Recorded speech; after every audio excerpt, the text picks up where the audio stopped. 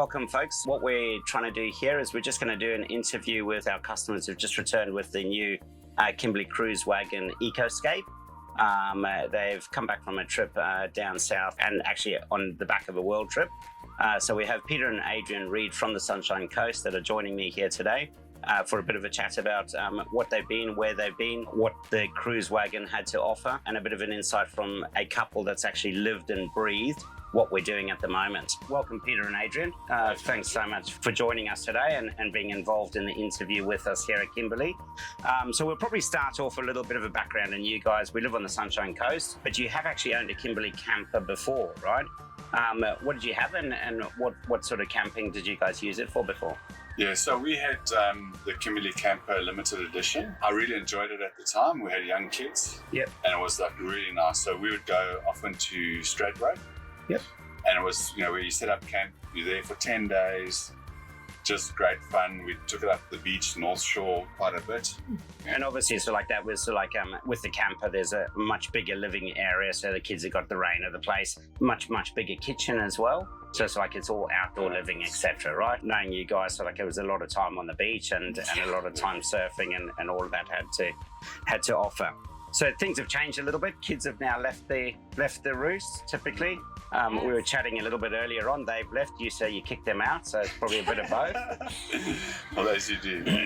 Yeah, so we basically we decided that we wanted to do almost a year out trip. And we decided that we ended up going for 8 months. So we went to Africa for 3 months pretty much.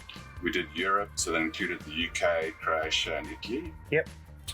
And then we went to the United States. We've got an RV in the States. It's a Lazy Days, an older Lazy Days, but 20, I think it's 26, 27 foot. Okay, so big van, right? Big motorhome. So wide. Oh, okay, yeah. A 450 V10, whatever. And we did 3 months there. Pretty much went, it sleeps in near Boston, Massachusetts, went up into Canada, down the sort of central part, down to northwest Arkansas. Yep. And then came back through Tennessee, the Smoky Mountains, did North Carolina, then Virginia. Yep. The west part of Virginia, not West Virginia, but we should have gone to West Virginia. But along that route back up, basically up into Massachusetts. So we were in the van, I think they're 10 weeks, yeah? Okay, so that's a fair bit of Ks that you did there. So you probably... I think we did 5,000 odd miles, but maybe a bit more, I can't quite remember. Okay. And then we got back here to pick up this wagon. Yep. And then did 8 weeks in this wagon, going down the New South Wales coastline to Melbourne, in the ferry across to Tassie, which is also quite... The other advantage of this vehicle is that it's on the ferry. More cost effective carrying it over. Yeah, absolutely. And easier just to park and get on it. But anyway, and then we did 4 weeks in Tassie. Okay. And then drove back home. Okay.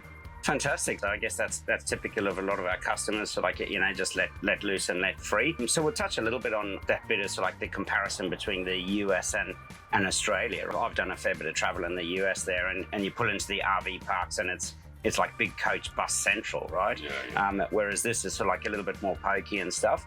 Do you think like something like this would have suited your guys' needs and been a lot more easier to get around in the States and stuff like that? Because I know fuel economy on the bigger vehicles is a big difference. Yeah. But the other thing is being able to get into some of the pokier areas, right? Because I know they have RV parks outside of towns and you've got to sort of commute in to do whatever the touristy things are. Whereas this is a park and fly, right? Almost. Yeah, no, it would be a whole lot easier.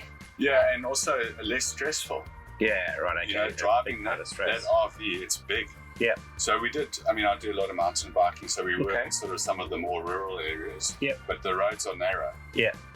And then you've got a big truck coming the other way. And Tassie's a similar type of thing, narrow roads. Yeah. There's some big logging trucks. Okay. Not a problem. Yeah, right, okay, so a lot more. Yeah, but also in terms of just, if we went to a shopping centre or to fill up with groceries or whatever, to be able to go and just park it is so much easier than the bigger van. So it was really useful from that. We'd love to have had this there. Okay. And the four-wheel drive would have made a big difference too. Yeah, being able to, because obviously it's like this is the four-wheel drive or the all-wheel drive, and then you guys just had the road version there, so a little bit limited to where you can go. And that's been my experience in the past. So it's like having the ability and the flexibility of taking a look at, so like, either beach access or mountain bike access or a trail to a waterfall, and having the capability of going, oh, okay, well, let's have a go and get up there, as opposed to sort of like, 10K hike, whatever you need to, or passing it all together. No, that's awesome. So we've seen some amazing photos from you guys there, the Kruiswagen lifestyle of what you guys have started working with and living in. So some of the highlights in terms of sort of like camping in this here. So like, we've got some photos of you guys backed up to some beautiful beaches or some mountain passes and stuff. How did you find that, sort of like camping in this compared to what you had before? Well, for us it was a bit of a new experience because our RV in the States wasn't like this, but we actually felt we were camping outside, although we weren't outside, because we'd have the doors open, the windows open, the sliding door open, and you actually felt like you were sitting outside. So we found that we didn't live as outside as much as we maybe thought we would, because we felt we were outside anyway. And even if there were mosquitoes or bugs or whatever, we could put the screens down. And I mean, in Tassie, we didn't even need to do that. But we found we spent a lot of time, more time than we anticipated, actually inside the van, because we felt we were outside and we were so comfortable. Okay. It opens up and it's beautiful. But I mean, there would be times when we parked there, you open this door, you're having lunch, and there's whales. Yeah, right. Yeah, right. I remember watching the World Cup rugby final.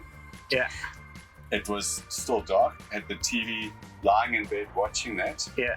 Afterwards got down, just took down the front screen and the windowsill, and then there's whales out there. Yeah, right, okay. Unbelievable. It's crazy. Okay, yeah, people charge a fortune for that, right? So, Absolutely. But no, that's awesome. So that's probably something sort of like that we've been learning, having worked with customers that are now actually using the product, is that the Kimberley philosophy is we bring the outside in. There's no clutter at eye level and big open spaces, right? So like where we've always sort of like pushed the outdoor living, we've got a great outside kitchen, but from people that have actually lived in it, being inside, having the convenience of everything right here, either having the fans on or the heaters on or the aircon on, having the windows open, having everything there. Yeah. You end up living a lot more inside than you anticipated. Surprisingly, we And did. probably more so than in the States because of the van. Right, okay, Because there you've got this thin, narrow door.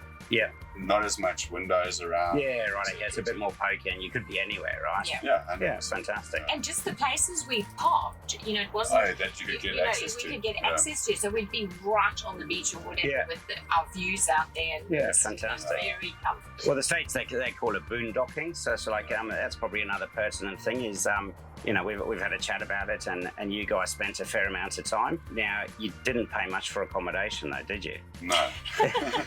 So in Tasmania, we did one night in a campsite, which we paid for, and I would have paid every night not to be in the campsite. Right. Okay. Yeah. I can't remember the reason why we did it. Hey, we needed to go. I wanted to go to the laundry. Yeah. To use the lawn. Yeah. But that was and in hindsight, it was just, like I said, I would have rather paid not to have been in there, because every time that we parked, we could get two places that, we're there by ourselves, or maybe one other person, whatever. Yeah. It was just, why would you be camped up in these little campsites? Yeah. So nice big open spaces and just the ability to go where you need to, right? And obviously, so like that's something in Australia that we're getting more and more. You get the free campsites of Australia and stuff there. You get to camp and so like some beautiful beaches. We got the mountains State and parks. whatever, all the state parks, absolutely. And then even more so in the US, right? I don't know, when you were in the US, did you do any Walmart camping? Yep. Yeah. We did a lot of Cracker Barrel. Cracker Barrel. Casino. Casinos. Yeah. We did a few in Bass Pro. Oh, yeah. Oh, That's yeah, great. okay. They were good. Yeah, so that's very different to here, right? Because No. they obviously don't, you can't picture yourself in Woolies or Kmart car park, right? But in the States, they sort of endorse that. But I guess it's sort of like, we're still trying to push people to get outdoors, right? No, but sure, and that was more when we were like traveling to a place. Mm-hmm. I mean, typically our distances were quite long sometimes. Yeah, right, yeah. Just the overnight. To get back, yeah. So pull in late and pull out early. I just wanted to touch on is the outside kitchen. Now, obviously, with the Kruiswagen and a lot of our units, we're finding everybody's going to select our E option, right? Get away from gas. We're not hauling gas bottles. You're not having to deal with all of those compliance issues in terms of us as manufacturers. But you guys sourcing a third party, sort of like fuel and gas. Now, we do the electric barbecues with the units here. How did you go? Because I do actually know that you guys are pretty good, big into barbecues. I was going to let Peter answer because you haven't spoken enough, but this is my domain. I mean, the electric barbecue is fantastic. Yeah.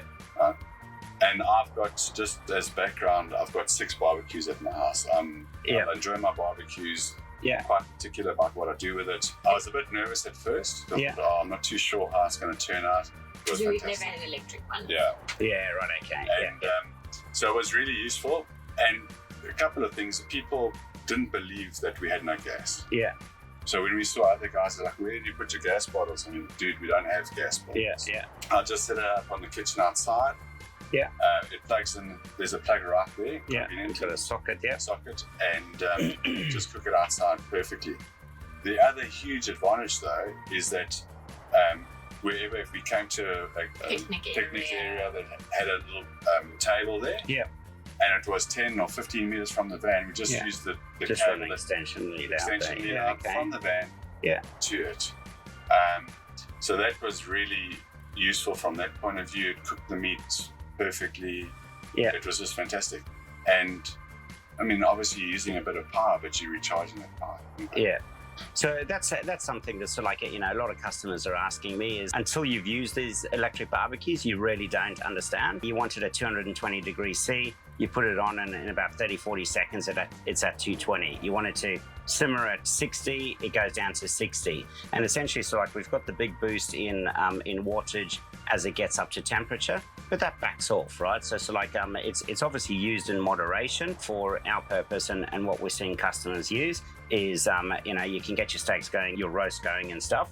And then it's also like, we do have a finite amount of power in the dam. If you take out more than you put in, it's going to go down. If you put in more than you take out, it's going to go up, right? That comes just like the 48-volt power system here. Yeah. How was that getting to understand that and all of that around there? So getting your head around some of the soft switching that we've got, some of the phone switching that we've got now, and just so like the new 48-volt system. Did you have to micromanage it? Did you have to was any of it confusing, or how did you guys go? No, even I managed. And I'm not very technical. So I found that very easy. Okay. Having the little display on the console. On the console, working out how much we needed. And I mean, I've got no idea. I don't understand amps and this, and all I know is that there was, 5 kilowatts. Yeah. You can see from the ecosystem how many watts you're pulling per hour. Yeah. You're going to be using that appliance for 10 minutes or we didn't, we boiled water on the induction. It's quite simple. It's very, very, very simple. At campsites, I'd have a bit of a problem where people would ask me what amps or whatever, and I'm like, dude, I don't really know and I don't care. Yeah. I'm not stressed about it. Yeah. I've got enough system that I can read that easily, understand that. And in that 8-week period, we never plugged in once. Yeah, so that's something that we've been telling customers a lot. These guys went out for 8 weeks. We've obviously, with our EcoFlow system, the charging from the vehicle. So we've got the uprated alternator in the Kruiswagen. We've got the charging from the solar. So we were running 400 watts of solar on this unit here. And then there's the potential of plugging in. In the 8 weeks, they didn't plug into power at all.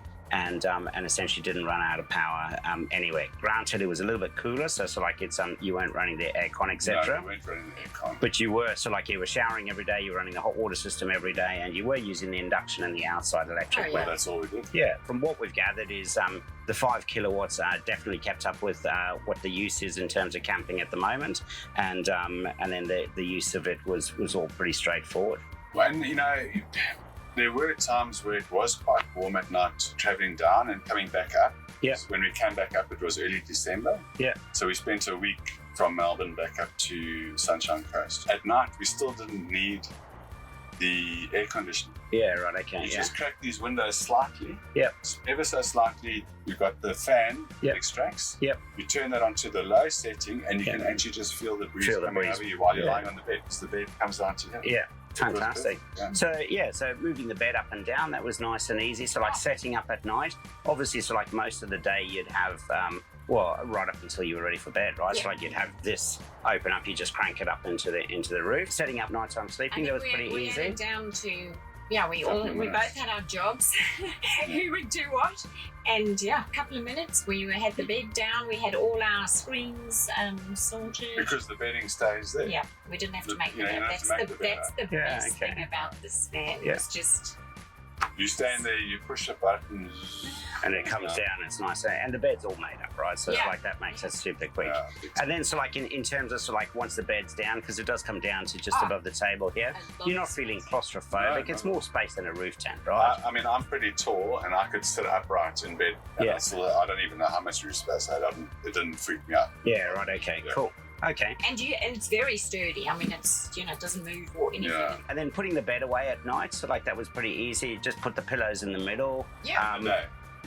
In the morning, yeah. Yeah, So we had four. We quite like our pillows. So we had four pillows, ran them down the middle. okay. And then you guys were sort of like a doona and sheet or sleeping bags or No, we had sheets and doona. yeah, so full like that. Yeah, Fantastic. No, absolutely. No, we were very comfortable. People would stop us the whole way. The Kimberley brand's obviously pretty strong out there. We've had our 30th anniversary edition, but you were actually chased through a couple of towns. We were. Hey? And people sort of like chase you down to have a chat and have a look at what you've got and what we've done. And how did that go? Because you would have turned heads everywhere you went. You would have had people stopping you the whole time. And we know from feedback, you guys did an awesome job. You had more tours than we do in a showroom, right? Oh, no. Well, we had so just many- had a lot of people were so interested, Genuinely especially when they said, "Where do you sleep?" And we said, "Oh, our bed's in the roof," and they were like, "Oh." You know, that, You don't that is see it, yeah. you don't see it that often, and it works so well in this van. So a lot of people were Especially and just I mountain think the bikers, a lot of fit out, mountain like the fit outs, it's very appealing. You Yeah. know, it's different to a lot of other vans that we'd looked at a lot before. We had a lot of bought people this. with van envy. Yeah, okay. It Yeah, was that quite was nice. yeah. Normally we're the ones who've got envy on things, so it was very nice that they had envy on us. Yeah. But no, it was No, a that's fantastic trip, and the That's van awesome. lived beautifully. It was awesome. you guys were obviously using it as a bit of a base camp. We've got a lot of customers out there that have extracurricular sports, so either surfing, mountain biking, snowboarding, or skiing. You're obviously a big mountain biker, but we did take 2 e-bikes, so it's like both of you had a bit of an e-bike off the back. How did you find that, towing it around, and sort of like the convenience of having with the Kimberley carrier off the back? Yeah, I mean, that was just fantastic because the space that you're taking, because the carrier is so close to the back here, your overhang is a lot less. Yep. And I've also got on my other vehicle, I've got a normal bike rack. Yep. So you've got to worry about any dips that you go down. Oh yeah, so like the departure angle, yeah. But not only that, you've got the 2 e-bikes here. Your bike's locked up. We just charge it from the van. Yeah, right, Just okay. ran a Yeah. cord. Yeah. And I'm sure if somebody was smart enough, they would actually just have a little plug-in from here. Yeah, right, okay. Yeah, well, so like we will have the plugs on the backside there for the sporting Yeah. folks there. So yeah, so just to be clear, is in that eight weeks of travel, the folks here did a lot of mountain biking up in the particularly in Tassie, right? And so like but all of the charging for the mountain bikes came actually off the vehicle itself, so not plugged in externally or into mains power anywhere else. It was actually all off the inverter and on the Kruiswagen. And it's all then running your fridge and whatever at the same. I mean, it's And it was a lot of mountain biking because Adrian did 21 days out of 28 with mountain Yes. biking. So it was a fair amount of mountain biking. Yeah, right. Okay, so it's a very tolerant wife, is what you're trying to say. Well, that was the good thing because he would park at these, the what do you call them? Mountain The biking trailheads or trails, whatever. yeah. And I was quite happy. I was comfortable. Yeah, cool. You'd have your computer out, you're doing stuff. And, So I was very happy. I didn't care where we were. Okay. And it's because you're really comfortable sitting in there. Yeah. I mean, that's the reality. Yeah, and everything. You've got everything that you need, and I guess fairly safe if you're locked up right. You don't have to bore And it you've out. got the outside shower, so you can have a hot shower if you wanted to, which in Tassie when it's cold, it does help. Yeah. And I guess washing off your gear, washing off the bike, and washing off the bike. you know, if you had surfboards or anything like that, you'd be yeah, able to wash them. Yeah, that did help a lot because obviously it gets muddy. Yep. And you just done. Moving back inside the van here, we're obviously so we've got the induction cooker. So the dual induction cooker in the Kruiswagen here. How did you find that in terms of camping scenarios and stuff there? Because it's I don't know if you ran kettles or coffee machines or anything. So we ran a kettle on the induction. Okay. No, not electric kettle. We ran it on the. Oh, in the induction. Yeah, right. Okay. The boiling so one, that was our form of boiling, and it was quick. Yeah, a couple of minutes. Yeah. Okay. And we drink. Yeah, we drink a fair amount of coffee, so we were using. And I mean, you can put that on when the bed's down. So I'd get up. Yep, in the morning. I'd get coffee in bed. Yeah, right. And like 2 minutes, you got coffee sorted. We did a lot of cooking on the induction cooktop here. It's just fantastic, man. It heats up like super quick, and stuff. You know, like stir fries. Okay. Yeah, no, it was so the extraction in the van then, so like we were chatting about it earlier, is you just had the extraction fan on just by the ensuite there, and that was enough to actually get all the air moving out. Sometimes you can smell that residual barbecue or cooking smell, but there's nothing in the van, right? So we just crack that window. Slightly. Yep. And it'll just pull. Yeah. So it does take. And often we had the door, that sliding door. The door. We lived permanently with that door. Yeah. Okay. That door is fantastic. The sliding door. It's great. We've covered also like the internal shower is what a lot of people ask for as well. Now you're a pretty tall lad. We've got where we create the space of an ensuite. How did you guys going showering over the Ogo toilet and stuff? There was enough to sort of like rinse it. You know, and our philosophy at Kimberley is rinse off, lather up, rinse off. It's not a hotel shower. How did you find that? Perfect. We used it all the time. We didn't use any other shower. Really. Yeah, right, okay. And the toilet's actually quite useful in it because you can put your leg up. So when you mountain bike, you get a lot of mud and that on your legs. Yeah. And you can actually use that to soap it down. We had that down to a T, man, but it was just comfortable. And it's powerful and hot. Yeah, right, okay. Yeah, I mean, it's more than hot enough. Diesel hot water system works pretty well in it, And then when it was really cold at night, while you're heating up the water, you just put the heater on. Yeah, right, okay. So you're coming out to a nice warm. You come out, it's nice and warm. Yeah, awesome. Worked Perfect. really well. Okay. So another point there just to note is with our diesel hot water system in the actual Kruiswagen is that's actually plumbed into your fuel tank. There's no external container or anything that you've got to fill up. It's all just as you're going with your vehicle. Now it won't run that dry, actually make it that it's not right at the bottom of the thing, so it'll only sort of like draw diesel down to a certain depth, so you never run out of diesel and you're left high and dry in the morning. So no, that's awesome. Storage, so like that's another key area that a lot of our customers talk about is did you find enough storage in the area, and did you find that you moved as you got more familiar with the space, did you end up moving anything around? I don't think I think we kind of sorted it when we first moved in. We'd been used to kind of from our other RV. The motorhome, to have nests of things or whatever. But we actually, in the 8 weeks, we ended up having some drawers that had nothing in them. So we found the storage was fantastic. Under the bench was all the mountain biking helmets, pads, and what have you. Yeah. The storage baskets behind the seats were fantastic for blankets and extra towels and things. The storage above the cab was very handy, and just there's a lot of drawers, and they're deep and they're wide. We were. And we were a bit nervous about that because obviously, although it's an RV, it did have the overbed thing where we had some stuff and so storage everywhere. And we were a bit nervous about it. But I mean, like we had stackable containers. Bowls. Right, okay. So everything nested, as you say. Just a little bit of planning, and we had too much space. Okay. No, we were surprised. Weird enough. So one of the key things, so like I'll just raise it because we've had a discussion about it before, is we go in with the philosophy of everything has its place and there's a place for everything.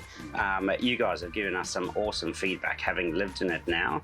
And typically on this one, so like what we historically did was we've got the straps to the back of the chair to put your outside chairs. But you found that it was actually probably going to be more convenient having extra little storage bags there and keep the chairs that you can move out the way real quick, as opposed to sort of like setting them up. So that's something we've taken on board, and we'll probably release in the final build models or the production models going forward. So that was a great tidbit. So it's like it's for those of you that don't know, we've got some storage bags on the back of that that seat there, which are removable, and then we had the seats that strap down to here for travel.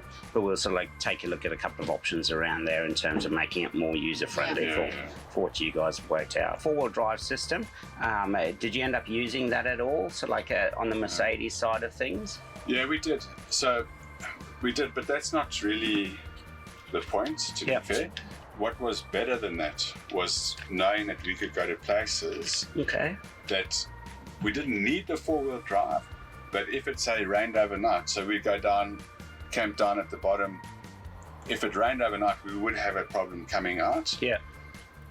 But you just got the ease of mind that we have the system and you can just get out. Yeah, right. So that just allows you to go to places. Remember that lake? Mm-hmm. Yeah, where we could take the just bumpy road and get past everybody and get the best spot. And they were next to the road. They couldn't get to. We had the whole lake to ourselves. Yeah, so just really you can you can just get a little bit. I guess that convenience, right? Yeah. And I've done that a lot, right? So like it's where you do poke past it where everybody else is, and you back up to those $1 million views or whatever it is, right? And I think that's sort of where we're trying to get to here, because you're only at about 2 meters in width. Okay, it is that little bit higher, but you've still got the ability to go. And I'll be brutally honest here, is I have had this unit on Fraser Island and on the beach.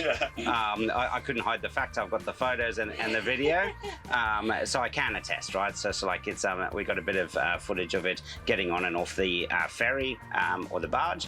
Absolutely no problem at all. There was no problem with the departure angles on here, even if you've got a whole lot of gear off the back driving on the sand. So we never had the use of a winch, but we did use the Max Tracks a couple of times, and the vehicle itself is perfectly capable of being recovered and recovering itself. So that was something that I took away from it, that it is actually it's probably a more capable four-wheel drive than most people anticipate for what it is. And then so the drivability of the Mercedes, let's chat a little bit about the Mercedes itself. Is super comfy, like driving a car. You got the adaptive cruise control, you got the surround cameras and stuff. How did you go with that sort of area of it? It saved our marriage. Yes, it did, because in the States we don't have the cameras around, obviously. So then Peter has to always get out. Right, okay. And then she's saying, go left. I'm like, who's your left or my left? And then we're trying to shout in the window and whatever. The thing is just perfect. She doesn't even have to get out the van. Yeah, right, okay. Yeah, so the convenience of it and stuff. And there was even the one time, you just want to move the van a couple of meters for whatever reason, and we've already put up all the screens, so you're completely blind. I mean, I wouldn't recommend you do this, but you can. Yeah, right, okay. And you can just see that there's nothing. All the cameras and the sensors and stuff. Okay. No, that's. I mean, I don't know if you do. It feels like you're sort of flying a helicopter through the mist. Yeah, right, okay. But it's fine. There's a self-drive, right? And I was very comfortable driving it too. Yeah, right, okay. Yeah, so that's which you didn't do with the van in the States. I didn't. Partly also because of the right left-hand drive. No, but I think even if it was just the size, right? Yeah. Whereas I was very comfortable driving this. Yeah, right, okay. And that's the feedback we get from from a lot of our customers who's retired or transition to retirement, is that it's super comfortable to drive, right? And I've done thousands of Ks in these now, and it is as I say, that adaptive cruise control, the lane assist, the cameras, the whatever else. It is an awesome vehicle. Yeah. And also, I mean, even just if you're overtaking or you put your indicator on or you start moving across and it just warns you that there's a car there. Yeah. You know, and there's no actual blind spots, which is kind of because they've got a split mirror. Wing mirrors. No, that's awesome. But it does warn you as well, so it's redundancy, I guess. So as we sort of wrap up, another thing in the RV side of things with caravans and campers and stuff is what spares we should take, what's our toolkits and stuff. Now, I'm actually really surprised to say that Adrian handed me his toolkit that he took on the whole trip. Which I have here with me. So it was one screwdriver, and this was probably for the mountain biking, wasn't it? More so than I was the one who used it. No, but actually there's another one. I found one. You found one. But So same. Yes. Yeah. So there was no maintenance you had to do on the actual van in the trip that you did. No. There was which is once again goes down to that peace of mind, right? So it's you got a good quality vehicle, and hopefully the backing of the brand of Kimberley behind it. Yeah. No, we felt really comfortable with it. The other thing that I wanted to just talk about was the fridge. Oh, right, okay, yeah. So it's part of the kitchen area. Yeah. So we've obviously got the 190 litre split system with a big freezer and a really nice big fridge, which is probably biggest in class, and it's 12 volts, so it runs off your EcoFlow 48 volt power system, super energy efficient. But how did you go with the fridge and stuff? You found enough space? Yeah, we could do week shop and have drinks and whatever. We found we could go off and not do anything. Like the freezer worked brilliantly, and anyone who popped their head in the van, because everyone's like, well, they popped their head in the oh wow, look at the fridge. Yeah, right, okay, yeah, nice big space. It makes a big difference. The fridge. Yeah. And then prepping as well, so just the whole package and how we've tried to do the Kimberley with a lot of bench space around, so both in front and behind, so it's almost a cook's kitchen. It was very, very ergonomic. I mean, it was really easy to use, really easy to prepare food. We weren't bumping into each other. With that front passenger chair moves around. Yeah, the 180-degree turn. 180-degree turn. Beautiful, and it just opens up a bit more space, and you'll be space is limited, obviously. Yeah. If you make another foot or another foot and a half of space just by doing that, it just makes it a lot easier too, you know. And that was only if it was conditions that we couldn't have that door open. Yeah, right. Okay. For whatever reason. And so the outside awning, as we finish off, two other areas we'll just cover off.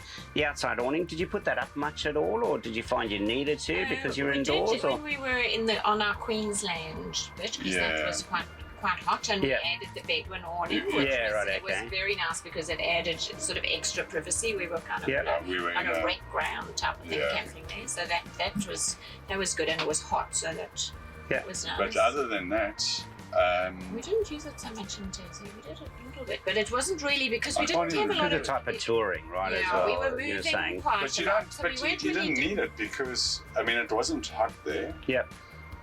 And but you open, it almost feels like you're sitting outside. Yeah. So I couldn't actually.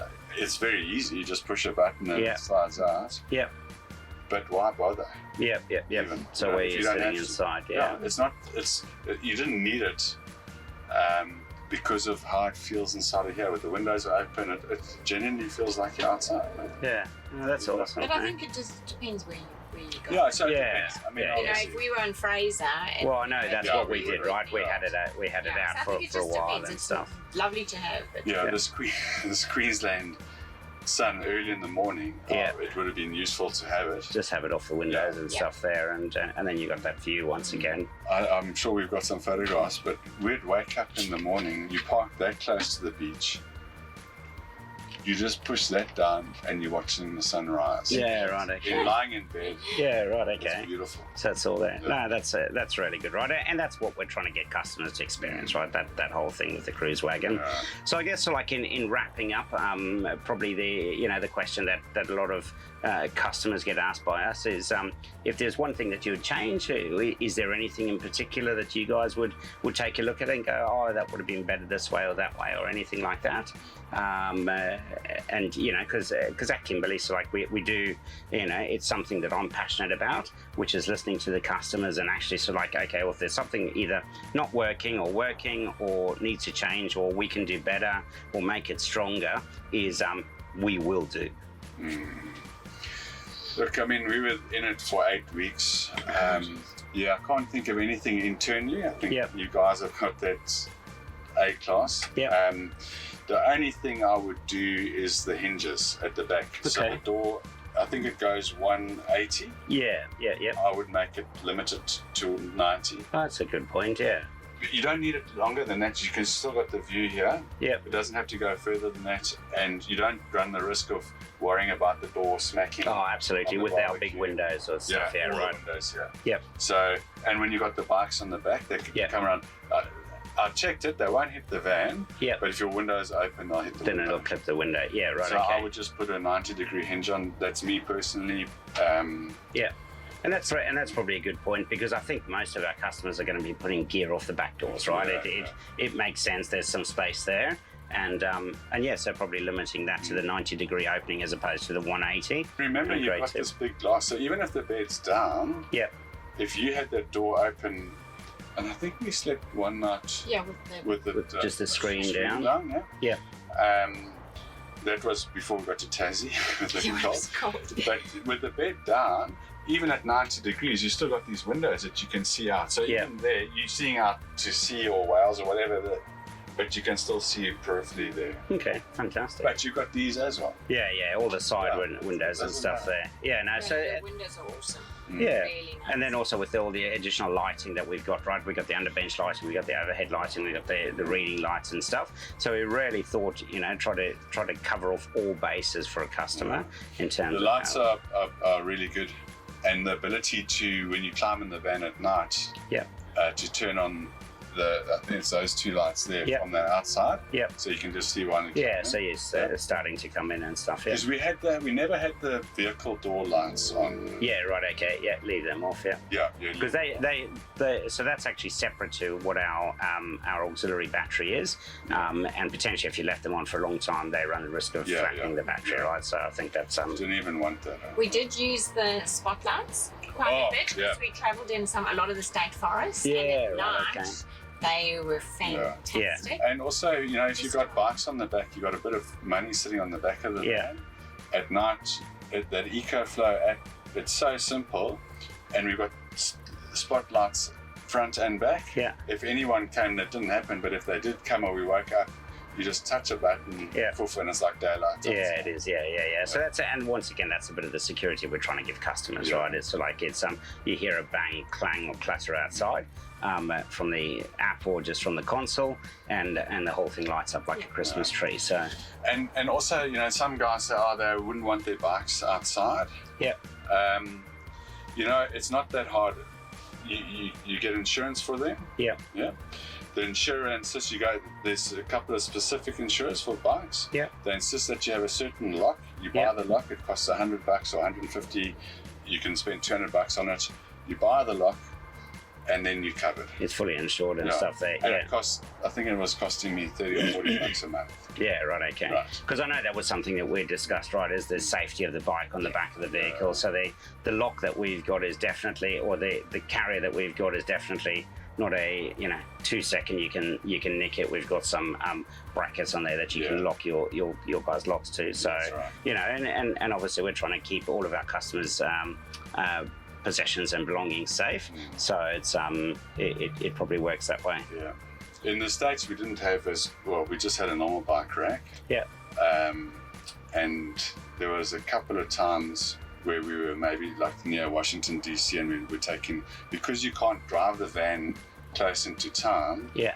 You've got to leave it at a sort of. So it was a bit more nerve-wracking. It's nerve-wracking and to catch the train, and then we'd have to put the bikes on the inside. Yeah, right. Okay. Yep. And you just set them up in the middle there, did you? Or you? No, we never did it. Never did it. We never felt we had to. Okay. We felt very safe leaving the bikes. Yeah, right. Okay. That's awesome. But there we had to. Fantastic. But you could if you really wanted to. But I don't think you need to. That's awesome. Yeah. Well, it's like it's Just table moves. Oh, yeah. Did you guys move the table around yeah. much? Yeah, The whole right, okay. Whole time. So moving it, so it's like Very good. for me, I'd need a bit more space at the front here, right? But we just also so had, easy we to- stopped and saw our daughter and her two mates, and everyone's sitting around the table. There's Yeah. more than enough space. Fantastic. It's. I mean, we couldn't think of anything better, to be No, honest. Okay. it was very livable. We're looking forward to the next trip. Yeah, fantastic. Very good. Well, so hopefully that's given you guys a little bit of an insight into, the folks that have actually lived and breathed in one of our cruise wagons. We're really, really proud of what we've put out. We're looking forward to putting them into full production in 2024 and beyond, and hopefully in the not too distant future, being able to release these in the States as well. From all of us at Kimberley Campers and the guys that have helped us set up today, a huge thank you to Peta and Adrian Read for trusting us and trusting our product, and taking the time out today to share some of your experiences.